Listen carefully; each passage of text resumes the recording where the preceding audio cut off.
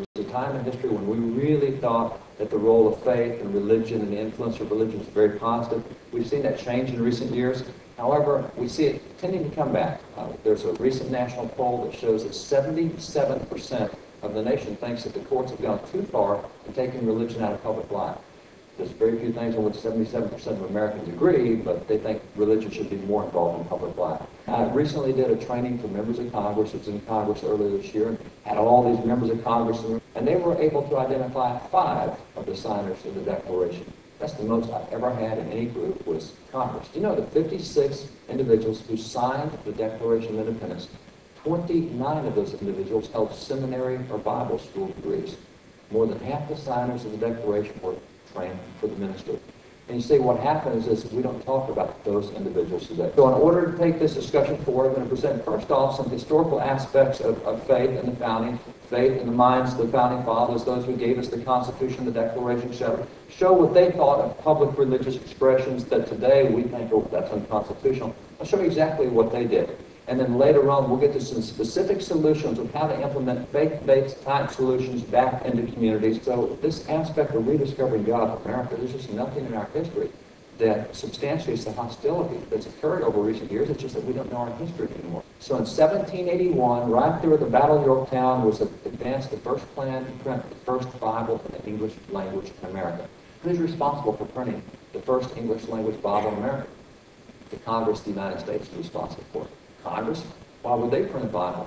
You read the records of Congress, actually in the front of this Bible, and it says, quote, that this is a neat edition of the Holy Scriptures for the use of schools, end quote. Matter of fact, by the time you get to 1867, you'll find that we had over 2,000 people a week going to church in the hall of the House of Representatives. And it wasn't just the church that met in the hall of the House.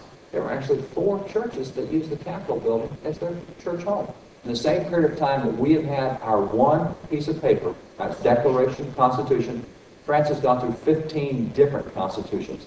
You look at other nations, even in the 20th century. Afghanistan had 5 constitutions in the 20th century, just since 1923. Poland's had 7 since 1921. Russia's had 4 since 1917, etc. America is the only nation in the world that does not go through a revolution on the average of every 20 to 30 years, and everybody else does.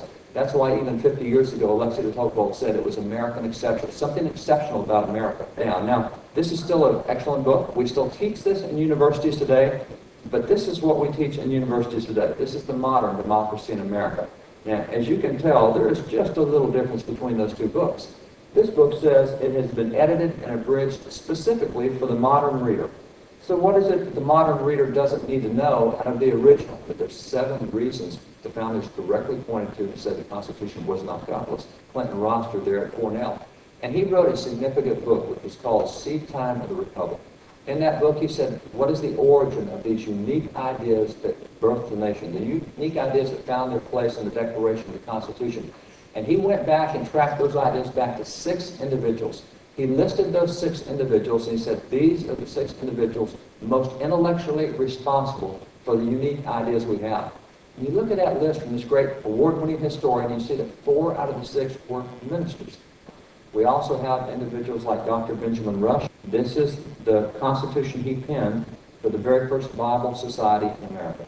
He believed that if we could get Americans to read the Bible and study it, that we could solve all of our societal problems. And he listed them. He said, we'll stop crime, we'll stop slavery. He went through and thought if we could just study the Scriptures, we could solve our problems. We'll live by the Scriptures. So looking at this, what are the things we can do now? Well, there's a few things that would be action steps. The first action step that I would recommend that we take is that of knowledge.